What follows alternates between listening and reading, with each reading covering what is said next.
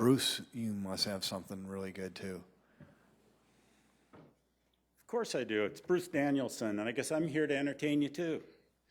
Well, good morning or good afternoon, everyone. Welcome to the April Park Board meeting. We've got on the phone, Todd is calling in. Brooke's not going to be here, based on what we know. But let's take a roll call, Rita, and see if we've got a quorum. Jim Stavanger. Here. Ann Noctigal. Here. Todd Sundley. Here. Mike Begeman. Here. Mick Conlon. Here. Rick Weber. Here. Brooke Wagner. All right, we're good. First up on the agenda is the approval of the minutes from our March meeting. I'd be open to a motion and a second for that. Move to approve. Second. Going a little fast for Rita. Sorry. That's all right. Stavanger. Yes? Noctigal. Yes. Sundley. Yes. Begeman. Yes. Conlon. Yes. Weber. Yes. Thank you. All right. Next up, public comment. I think we've got a couple, 2 or 3 people here that are not staff, so if you could introduce yourselves and for what topic you're here. We'll ask you to, if it's on a topic that is going to be on the agenda, we'd ask that you reserve your comments until that time. Otherwise, if you have something that you would like to share that's not on the agenda, now would be the time to do that. So let's just go around. Dan? Dan Greger with Great Bear. Thank you, Dan. Mary Kelsler with the Sioux Falls Area Community Foundation for the Thanks. Neighbor Park. Thanks, Mary. I'm actually here for Gary. Yep. Yep. All right. No public comment. We'll move on. Report of the standing committees, marketing and public needs. We met, and everything that we discussed is on today's agenda. Okay. Park system planning and development. Yeah, we met and, yeah, Same? discussed everything. All right. Thanks, Mick. Partnership and recreation. That would be the same as prior to, so we're good there. Any unfinished business? For today, I don't think so. New business. Great Bear gifting resolution. Kelby, you're up.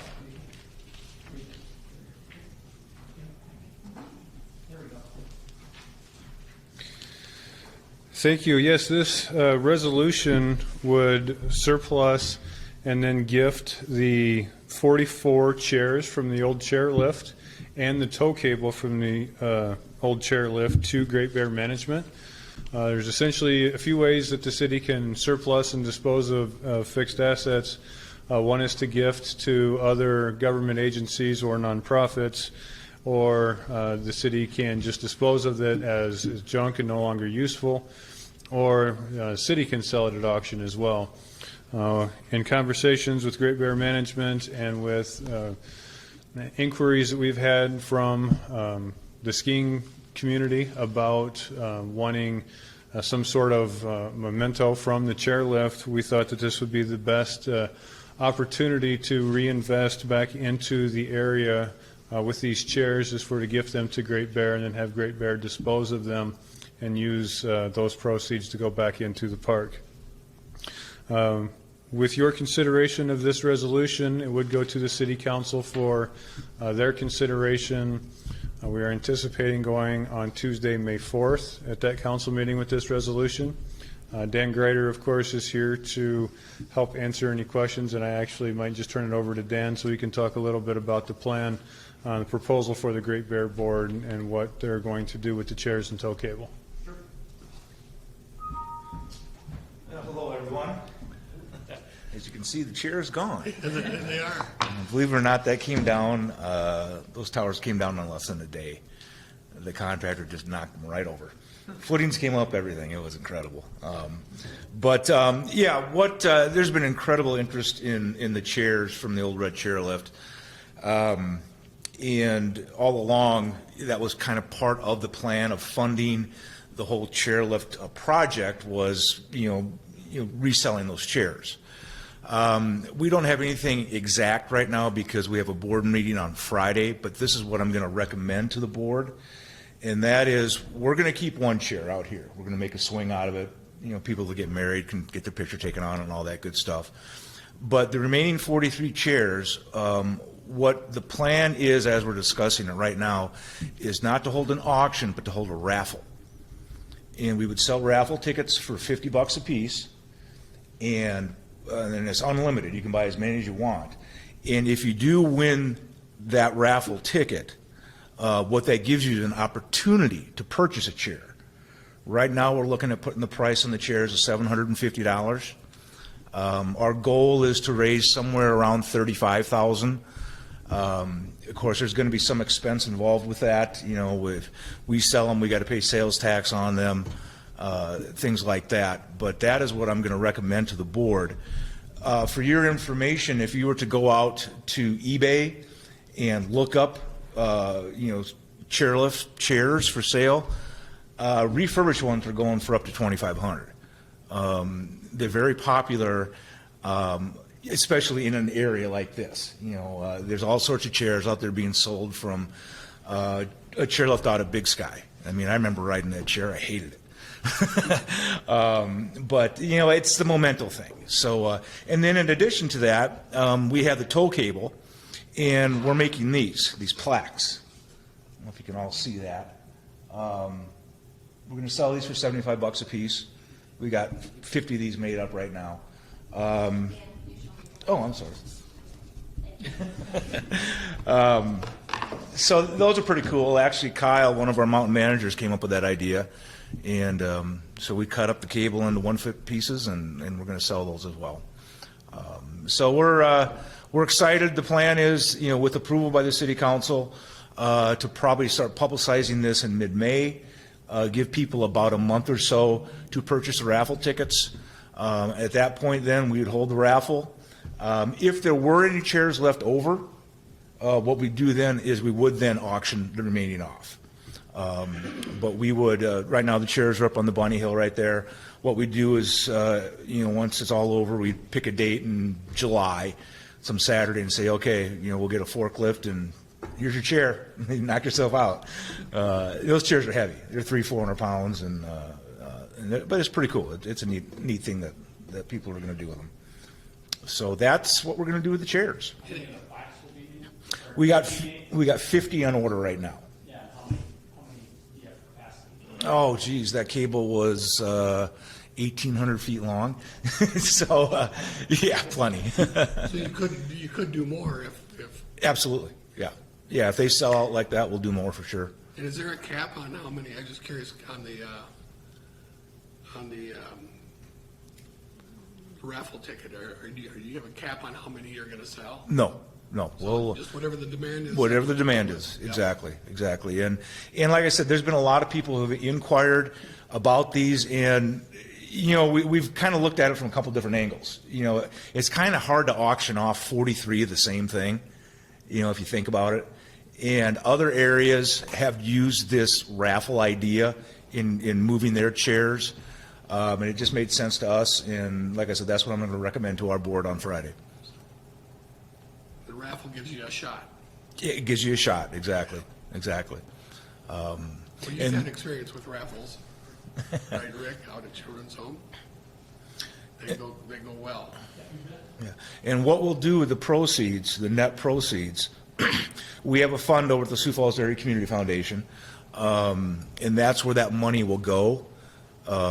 It would just be sitting there for future projects, seed money, if you will. So that's one of the things we're going to be talking about as well on Friday is what's our next step? I mean, we've got this wonderful lift going up. What's next? And this past season showed us that we need to do something expansion-wise. Phenomenal season, 48,000 plus visits. The lift line stretched from one end of the bottom of the hill to the other. Rental shop sold out on a regular basis. We didn't have any illnesses, which I'm very thankful for. It was a fantastic year.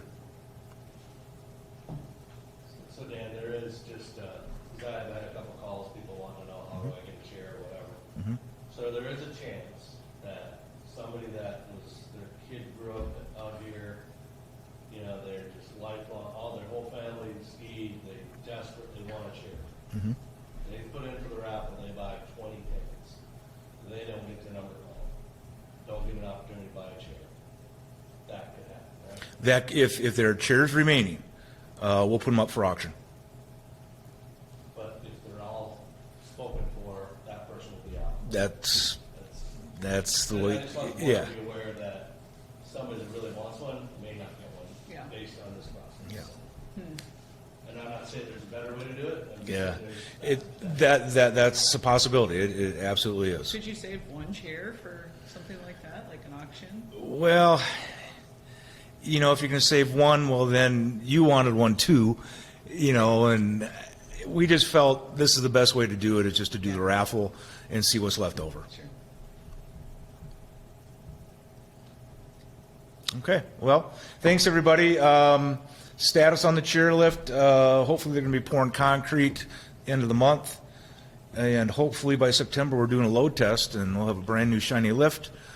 We have a sponsor in line. It's not signed yet, but they have verbally committed to $200,000 over 5 years. Nice. So that's very nice. We're appreciative of that. Sanford Health is back on again with us for another 5 years for 150. So, yeah, that helps a lot. It really does. So, any other questions? And did you mention the date when you would draw the raffle? It probably mid-June. Yeah, we'll put it out on our social media, like I said, mid-May, and then a month or so of just selling raffle tickets, and then we'll see what happens. Yeah, thank you. Thank you. Thank you, Dan. Great. Thanks, everyone. Thanks. All right, so the motion today would be recommend approval to the city council to accept the gifting agreement. Right? Gifting resolution. Get a gifting resolution. So I need a motion for that in a second. Wasn't that a second? Rick and Mick, okay?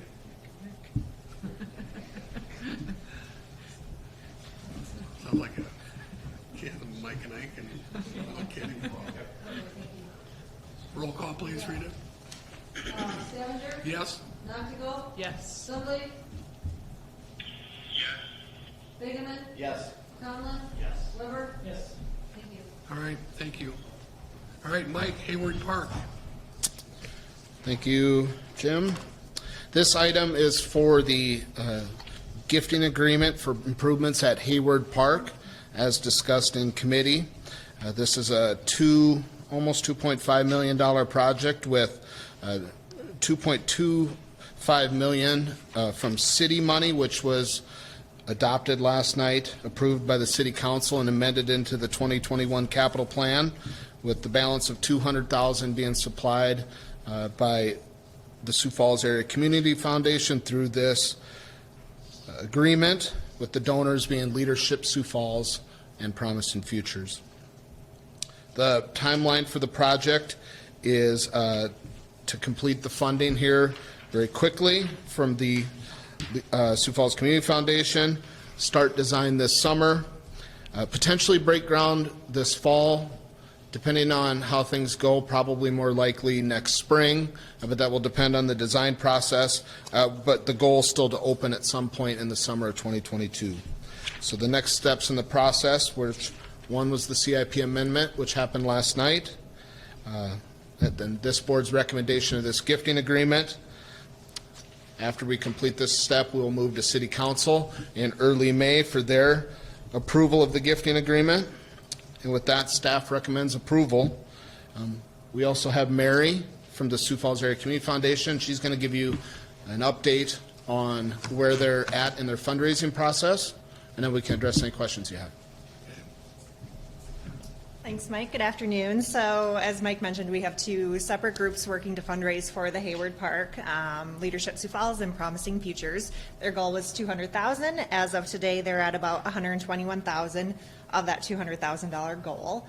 Leadership Sioux Falls has committed $100,000 already, so they've reached their portion of the goal, and Promising Futures is confident that they'll reach their goal as well by this summer. So that's all I had for numbers. As you know, we hold the fund, but we don't proactively fundraise, so we just get updates from that group. But like I said, I think they'll meet that number by the summer.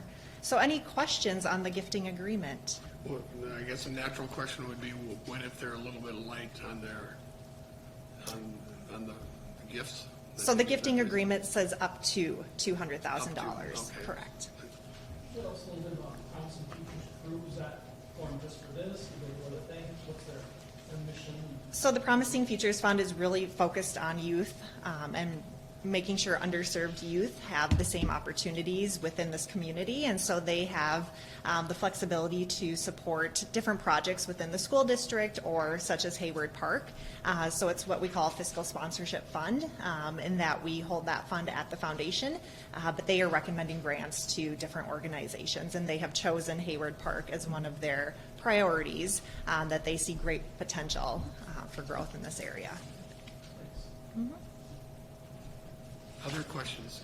Jim, I can answer your question as far as if the funding comes up a little bit short. So that we'll just have to make somewhat of a scope adjustment during the design process, which we haven't started yet. So we're working off a preliminary budget at this point, but when we actually get into detailed design, You'll know where you're at. right, we can start, adjusting the scope to fit the exact budget. Okay. Questions for Mike or Mary? Todd, you okay on the line? Yes. Okay. All right, so what we're looking for is a motion and a second to recommend approval to the city council of this conditional gifting agreement for Hayward Park. I'd make that motion. Mike, Second, Noctigal. Ann? Roll call? Lavender? Yes. Noctigal? Yes. Sunday? Yes. Bingaman? Yes. Conlon? Yes. Weber? Yes. Good, thank you. Thanks for coming out, Mary. All right, Mike, CIP. All right, the fun part. We gave handouts to everybody in front of you. Todd on the line, I just emailed you a copy of the presentation before the meeting. Have you had a chance to check that?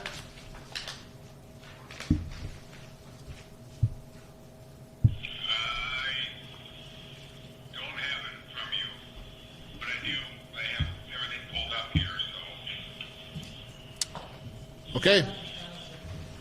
Right, no, we emailed it. And then also, we have the presentation on the screen behind you, so if you want to look at that, it's the same thing that's in your packet, so it's sort of up to you guys which you'd prefer. We did discuss this in detail during committees, and so this afternoon what I'd like to do is talk about 2022, specifically what we have going on, as that's the only year of the plan that's actually appropriated.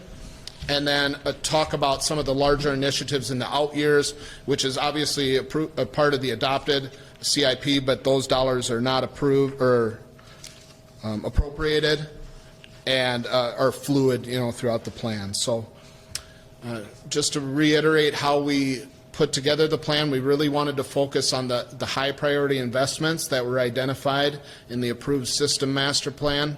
You guys remember how with that whole process involved, the statistically valid survey, multiple online surveys, stakeholder feedback, community feedback, and it really gave us sort of a roadmap of how we should proceed with development of the park system. We're also always looking to maintain the existing facilities, amenities we have throughout the system as a whole, and then we need to keep up with the growth of Sioux Falls as it grows significantly each year. To nobody's surprise, trails, walking, running, biking are always a high priority. They were number one in the priority investment rankings. They're obviously one of our most popular features throughout the park system. So always looking to keep up, one, with continuing development of the trail system, whether it be additional spurs, neighborhood connections, or just the cyclic maintenance and keeping our trails in top shape. So in 2022, we have $340,000 identified for design of the Lean Park to Bonson segment of the Big Sioux River Trail Corridor, with the follow-up construction happening in 23. We also have significant funds to a little over $600,000 for reconstruct the segments of Russell Street to Maple and from the spillway to Falls Park Drive. Our community. Is this yellow section? Yep. You can go back, Tori. Beyond the Right. orange, the lean part, Right. is that Does that exist, or what's the status of that? So, Into that, or? okay, so Lean Park is on the Big Sioux River and Cliff Avenue, and the black segment of trail is constructed to what we call the falls, or the Sioux River overlook. It's just a roundabout at the end of the trail. What we'd be looking to do is extend that trail, the orange segment, from that point to Bonson Avenue, which is the Lester Larson property, which we recently acquired a couple years back, which gives us an on-street location for bikers to get to the trail. And then we see a future phases of this segment that would go from Bonson eventually to Great Bear and at some point on to Brandon. That's a future phase, right? So.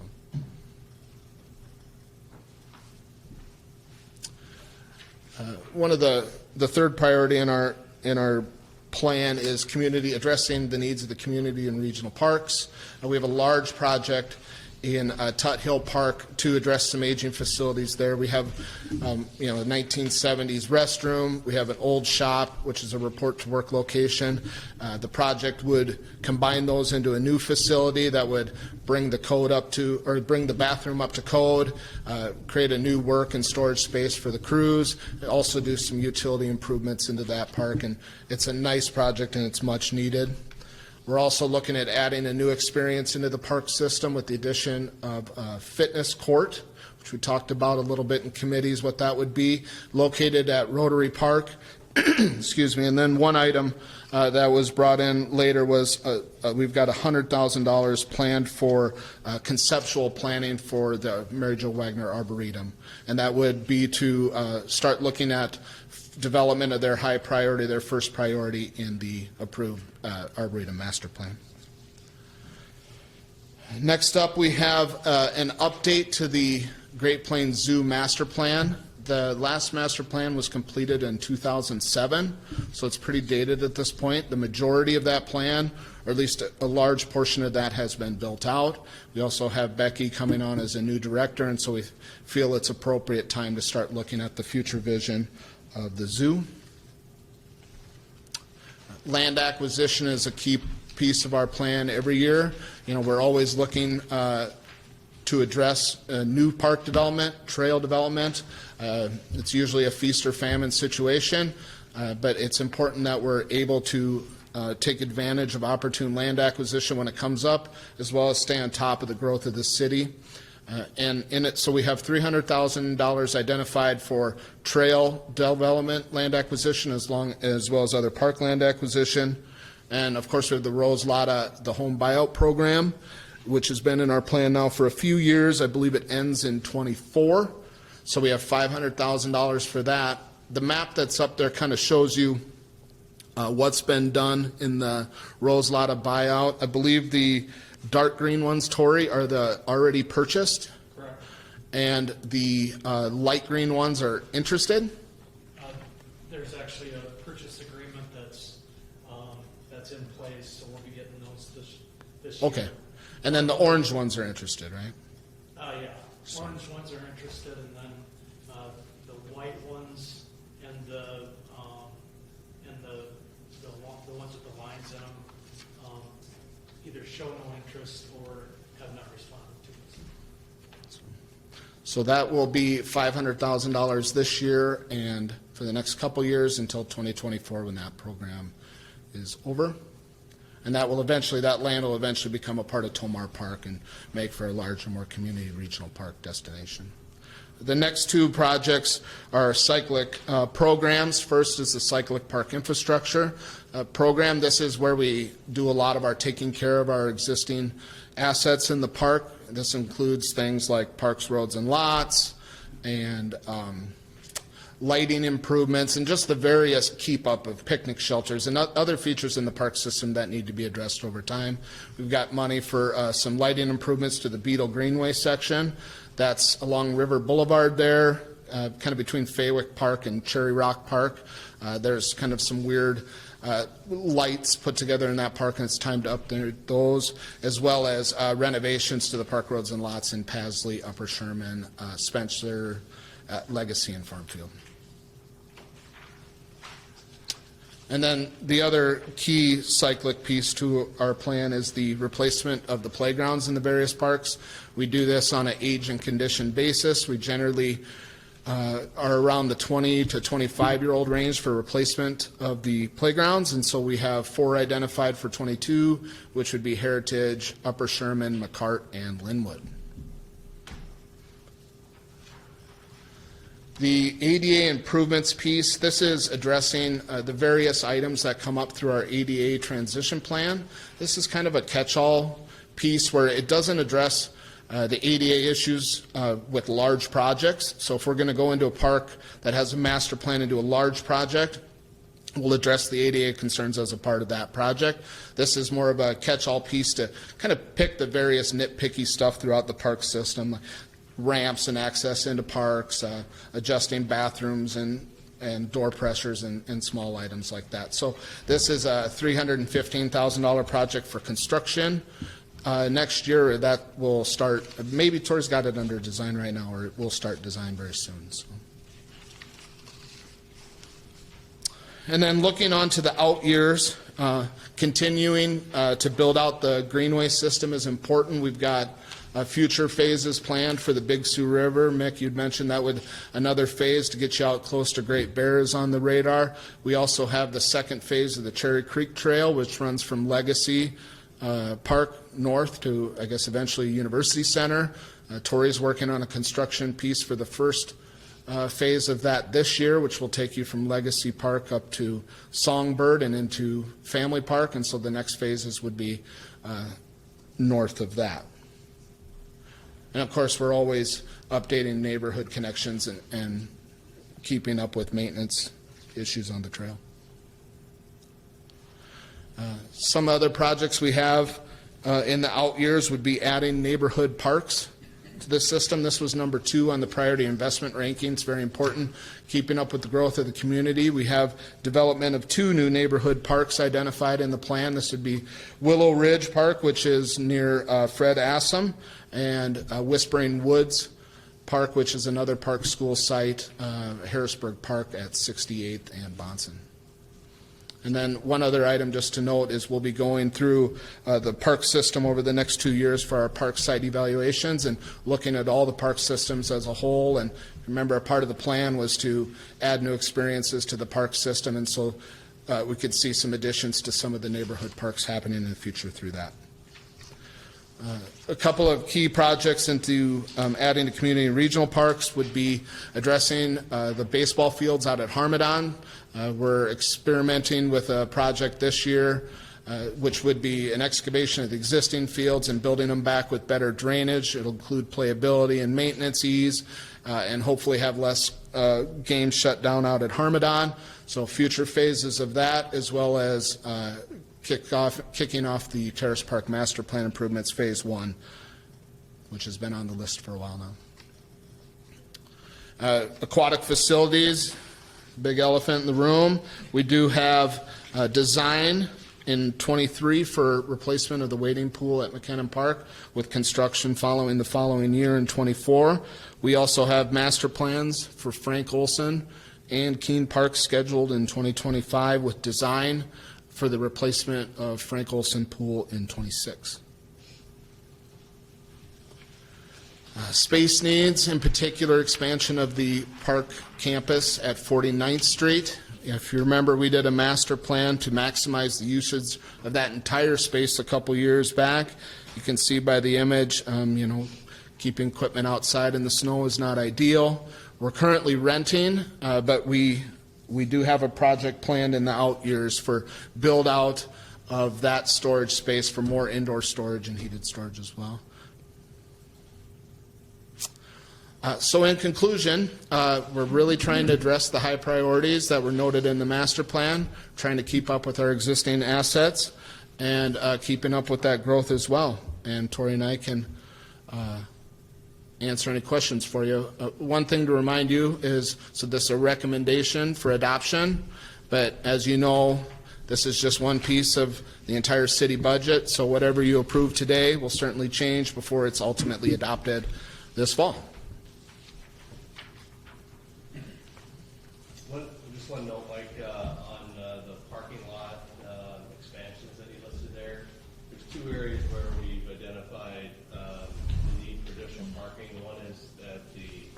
farm field location, with the old Angel Bridge location, that it's a great new launch location, trailhead location where people get on. And so there's a couple, that location and with Legacy as well is the other one where just get overflow parking issues, people parking on the grass, just need for some additional parking with two of those trailheads there. So just know that those are the two that are the expansions, and we're just getting overrun, especially with COVID. There was really no place to park in either of those lots. Whether that continues or not, we just noticed that it's generally a little full, and then we could benefit from additional parking.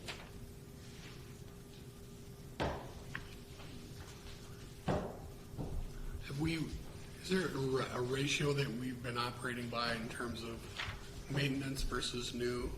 I know we're trying to keep a balance, but I just like to be refreshed on whether we have some guiding principles around that or not. Well, the guiding principle is we're supposed to be about 60-20-20, with 60 being just straight up taking care of what you have, 20% adding and keeping up with growth, and another 20% being sort of that visionary type projects, new huge projects. I think over the past few years we've moved closer, higher percentage of our dollars going towards maintenance and upkeep, but if you look at the plan, we're starting to get more into that expanding and growth, closer to our ratio we'd like to be. Yeah, because I think the 60 is going to get harder and harder to do. Yeah. Unless the growth in the sales tax revenue. Yep. And we did just get a nice shot in the arm here last night with some dollars to help expand, with the Jacobson Plaza and the Greenway design and Hayward Park. So we did get a nice shot in the arm that wasn't in previously approved plans also. So. Questions for Mike? Mike, the Rose home buyout, what happens if one or two or three people just don't want to sell? How do you work around? I'm going to defer to Tori, as he's kind of been the main guy in that, but I think that's probably a very realistic situation. So, so the program isn't set as a mandatory program. So if they want to stay in their houses, that's fine. We'll just have to wait. Right now, what we're trying to do is for the ones that are interested, we're trying to target it to get as much together as possible. So we have large chunks. So when Kelby's folks are maintaining it, it's easier to maintain. But that's why you probably won't see the phase 2 of the master plan at Tomar for quite a while down the road. We don't need that property to function, for Tomar Park to function well with what it does right now. But it will be a nice expansion in the future. But yep.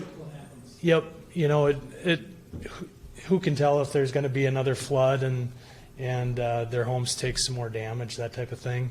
Right now, what they're finding is that for what they're selling their homes for, it's tough to find another home in Sioux Falls at this point with the housing market as it is. But we've had some good interest, so we were pretty happy with having 13 so far, another 4. And we think that we're probably going to get another 2 or 3 maybe yet this year. So there is interest there, but just kind of have to wait it out. Yep. Is there a possibility people don't know about it? You said a few hadn't responded. I would find it very hard because so our planning folks, they've kind of been leading that charge for us. They send letters every twice a year.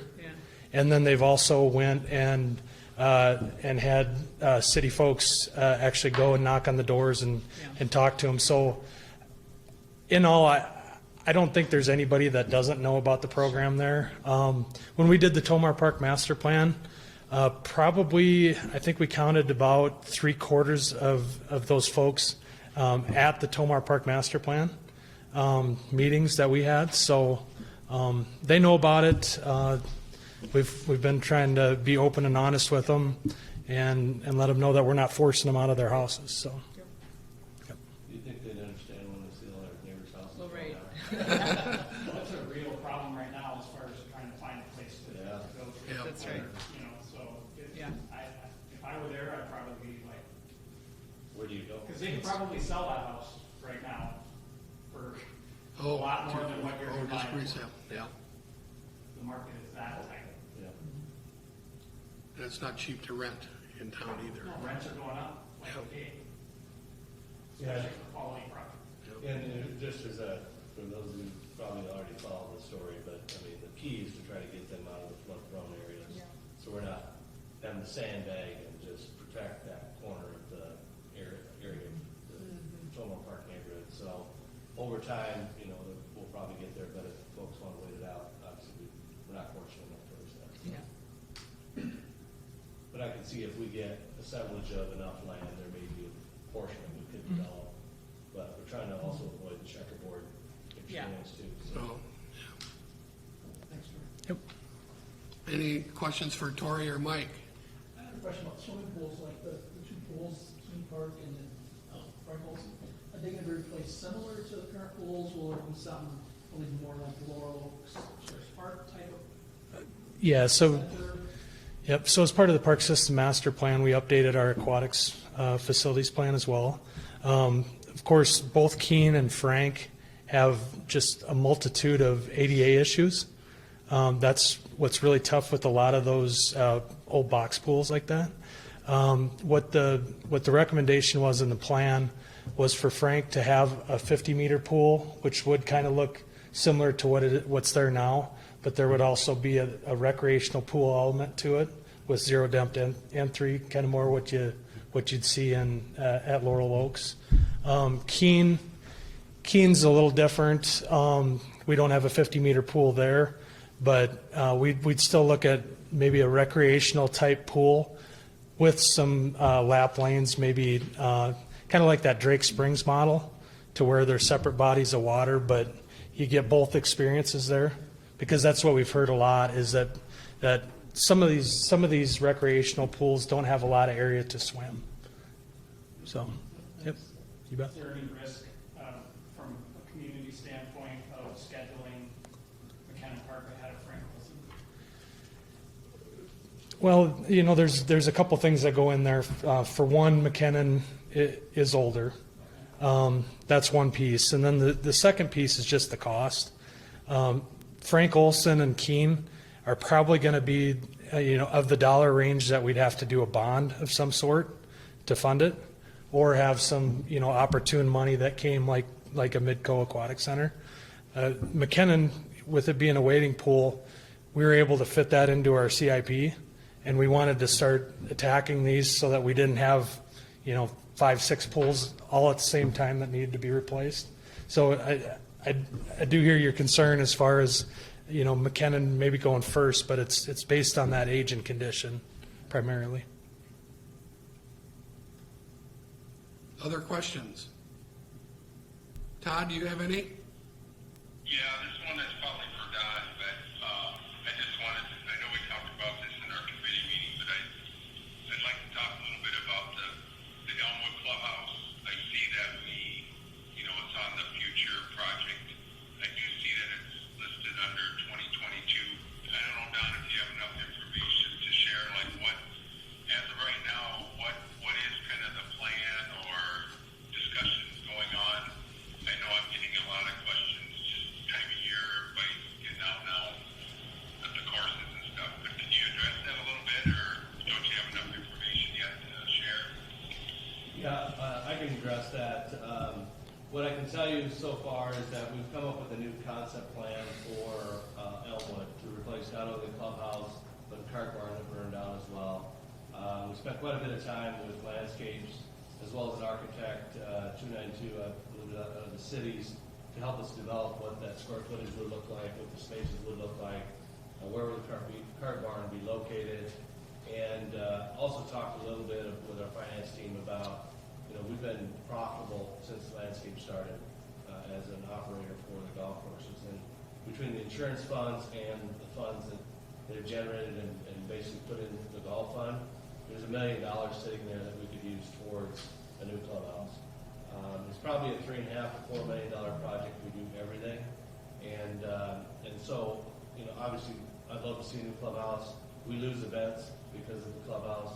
It's not big enough, and it doesn't have the appeal like a Willow Run, a Baker Crossing, or Prairie Green would have to corporate event. You know, it's just aged, the condition is just, you know, it's just old, it's tired, you know, and so, and then with Elmwood having 27 holes, they've been successful holding a lot of 27-hole events. Unfortunately, they can't hold the number of people that want to play in a 27-hole event. Unlike even Prairie Green could accommodate that either, because it's just barely big enough for our 18 holes that we've got. So certainly we'd love to see it get done. Projection from Landscapes Unlimited indicate that it'll drive anywhere from $250,000 to $350,000 in additional revenue, and they believe that it would generate an additional $150,000 annually to the bottom line.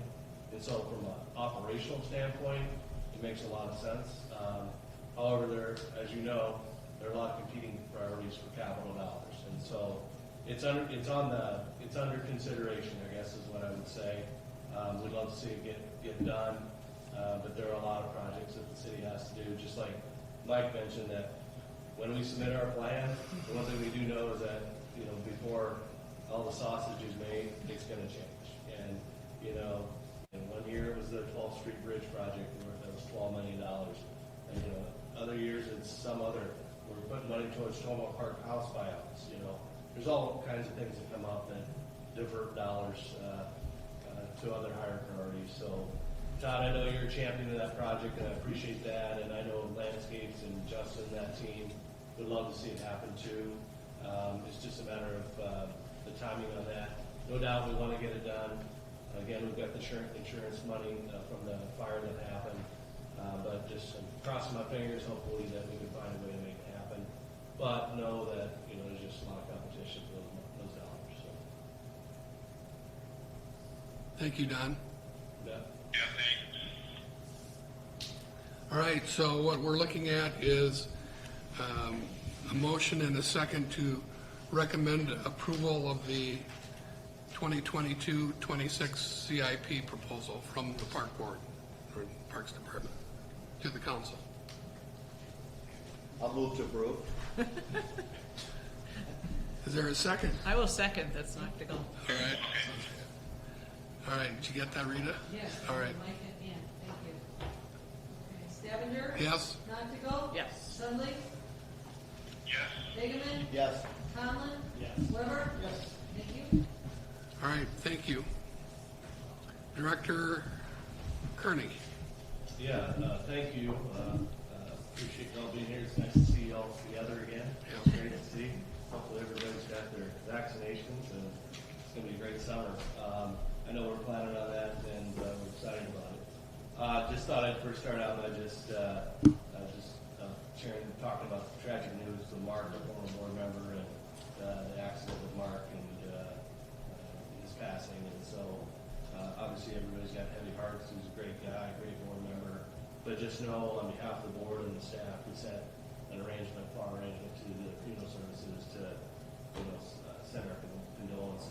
And so anyway, I just thought I don't want to start out on a low note, but he was just a great guy. Yeah. Somebody super to be around. So. Thank you, Don. You bet. I also wanted to talk about, Mike mentioned it, the Sioux Falls for All initiatives that we advanced. Just a reminder, Jacobson Plaza, $4 million project, Africa expansion at the zoo, bringing lines back $8 million, Haywood Park, $2.45 million, design of downtown River Greenway Phase 3, $1 million. So going forward over the next 18 months, we've got $15.25 million going into our park system. The beauty of that, 10.6 is practically provided, and so that's really great news.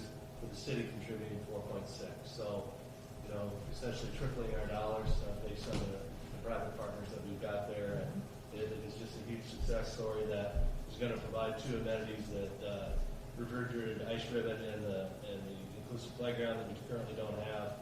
We haven't funded zoo projects in quite a long time, so that'll be great to be able to move that project forward, and then to be able to do another phase of River Greenway that we probably thought we were already designing at this point. Had it not been for COVID and Sioux Steel not being able to move forward because of the hospitality industry. So now that that's moving forward, the council approved that last night, and Mike and Tori are going to have some more work to do to get the first project out the door. So, but just wanted to acknowledge all the partners that we had on those projects, and the Jason's story is a great story as well, so really excited about that. Also wanted to talk to you a little bit about one of the recommendations that came out of the comp plan. One of those recommendations was to create a Parks and Recreation Foundation. And as we've talked with the mayor and city staff about that, we've been approached by Jennifer Kirby, who's expressed an interest in helping to lead that charge for the creation of a separate 501c3 that would go out and help raise dollars for parks and recreation programs, facilities, projects. And so we're excited about being able to move forward with that. Certainly that was one of the recommendations of our comp plan, and so we'll be working and working with you to help frame up how that should work and what the working relationship between the park board and the foundation and the city would be, so that there's clear lines of lanes, so to speak, of what they're going to do, what we're going to do, just so that we're aligned, so that neither one of us is off track with the goals of establishing that park foundation. So anyway, I think that's exciting. That's great news. And if you just think about the giving that's happened as a result of the Sioux Falls for All projects, the interest in parks is really high, and so excited about that. Also wanted to give you a few project updates. If I could start with Mike to kind of give you an update on the lift project and tease it up a little bit, but anything else you got going? Thanks, Don. Well, if you look out that window, you'll see that the project is off and rolling pretty well. As Dan mentioned, the tower's been removed. It came out very, very quickly, and the contractor has sort of rough graded the site for installation of the new tower. Right, I don't know if you can see it or not, but there is an excavator, or was an excavator about halfway up the hill, and they're starting to excavate where the new tower footings will go, as well as relocating some of the utility lines. So there's water lines for the snow hydrants, the snowmaking guns that are out there, that need to be relocated to where the new tower locations will go. So they're doing some of that, as well as some electrical line relocation prior to the new towers being constructed. And then if you were to look in the parking lot up to the, is that north?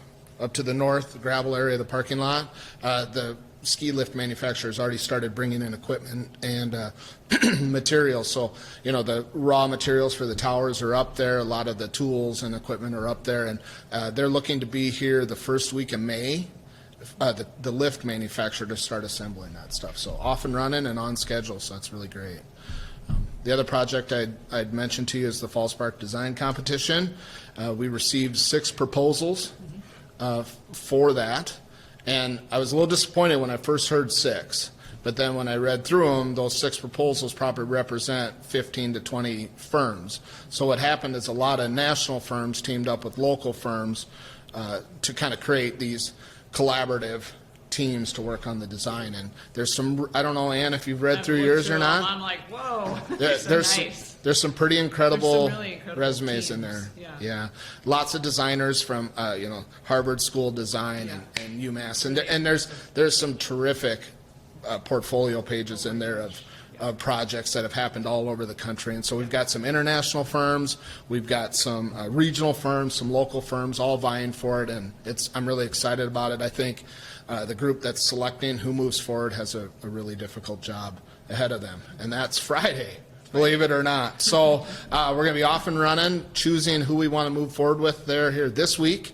And then we'll have some contract negotiation with those firms with the goal to kick off the design in June.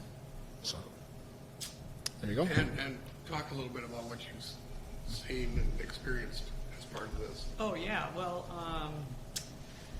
I mean, I think like Mike said, I was just super impressed by the resumes of these people, Harvard educated, and the projects they've done. Like one of them was, the big sports complex that is out at the Sanford Sports Complex, but different ones all over the country. And I've always had an interest in architecture, but never been smart enough for it. So it's really fun to kind of, see the master planning for a community, to build a community and make it, parks-oriented, people-oriented. And like you said, it's going to be hard because there's some really impressive portfolios in there. Yeah, good luck.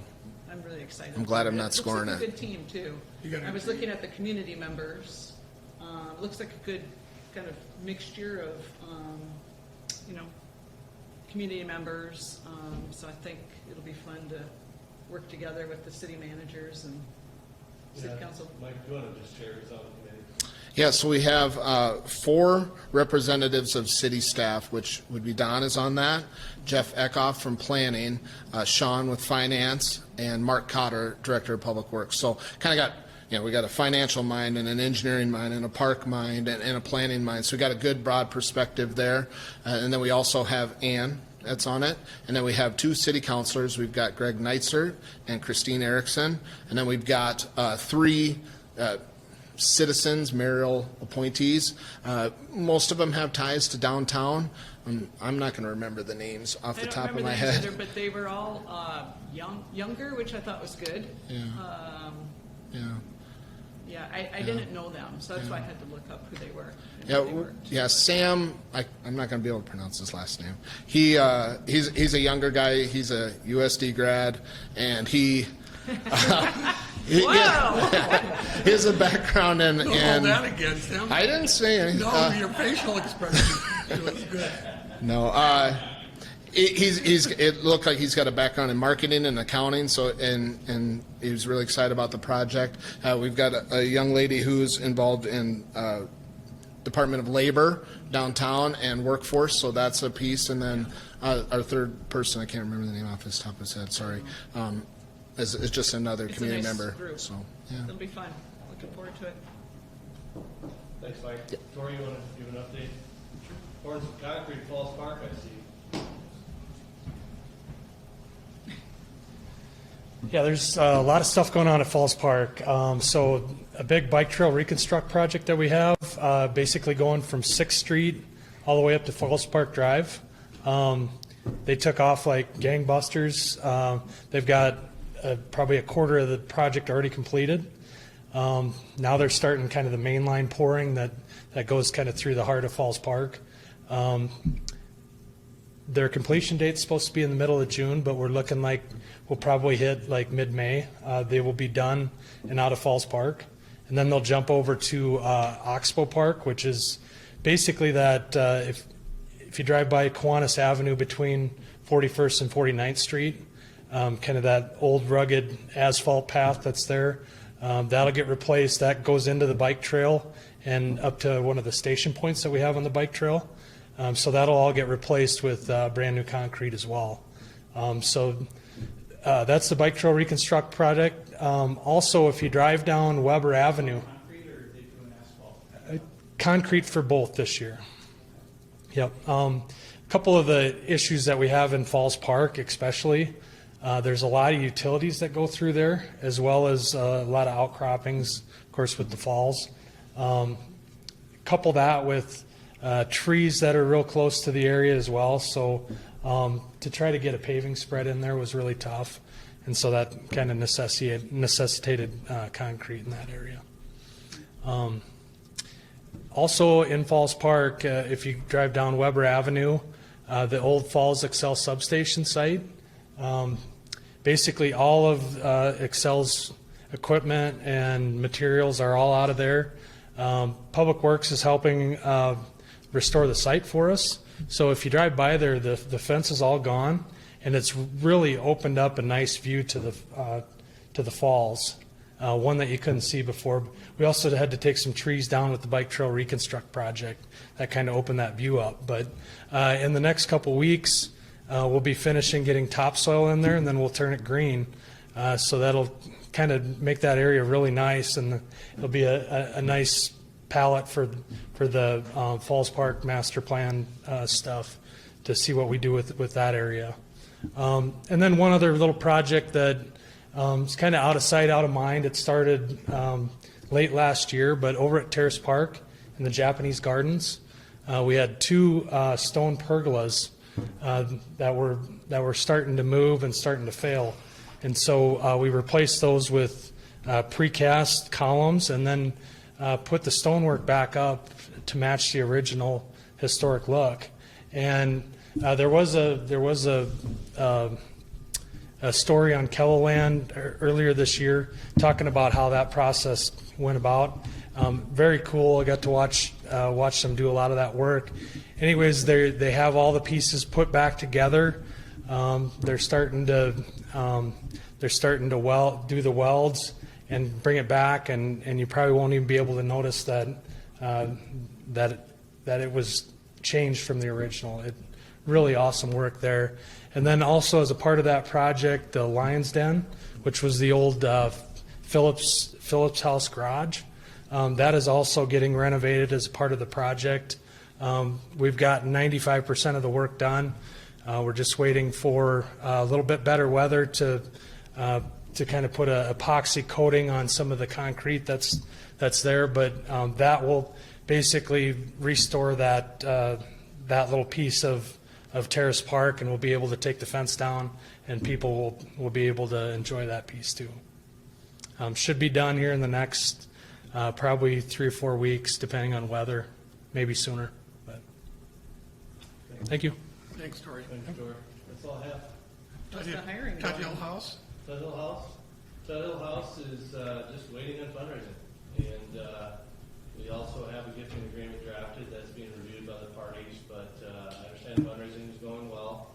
And you know, the dollar amounts in that $300,000 to $350,000 range. Wow. And so that's their goal, and plans basically pretty well been vetted.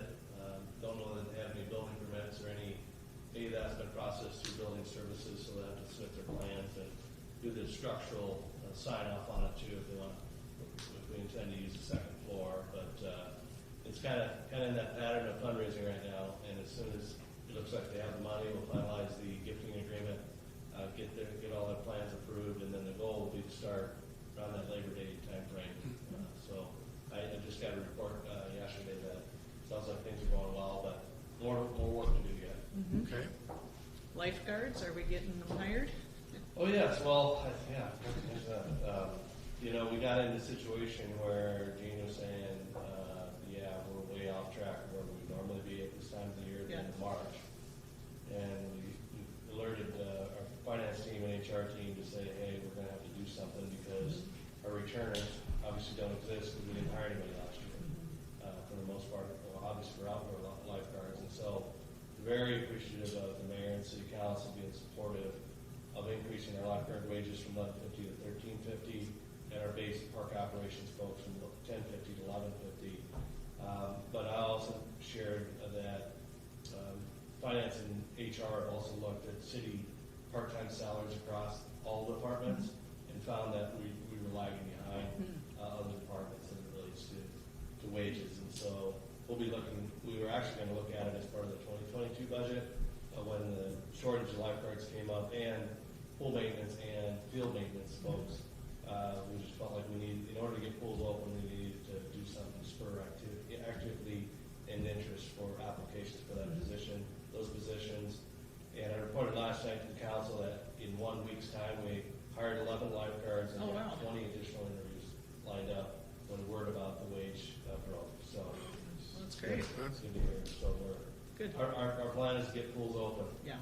That's just we're on a mission. So, and we've got lifeguard training classes every weekend leading up till opening. So, good. And just because you start the class doesn't even finish the class. Most do, but there are some that don't make it. So, Kelby, how are you doing on staffing?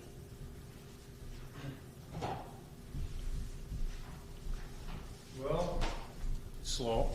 Our long-term positions, those positions that work April to October, we're pretty close to being full, which is typical for about this time of year. And we're looking for short-termers still. And Don mentioned that increase from 1050 to 1150.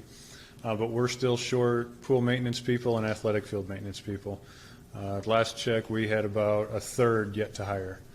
So we're 35 positions short at this point. You know, typically at this time of year, we're still looking for short-term employees. We're just not looking for this many. And hopefully this news will help us as well and get some more applications in the door. Thank you. but part of the challenge of both of those positions, well, you know, when baseball and softball tournaments are held, it's not Monday through Friday. So you're working weekends, your weekends are Tuesday, Wednesday, Thursday. Evening. evenings too. Evenings, before pools open, after pools close, and so they're tough schedules for somebody who want to work. Takes the right person to want to do that, so. Thank you, Don. Any questions for Don? All right. I'm not aware of any items added after the agenda. There's no readings of communication to the board. Any open board discussion for today? All right, motion to adjourn. So move. Thank you. Thanks. Thanks, guys.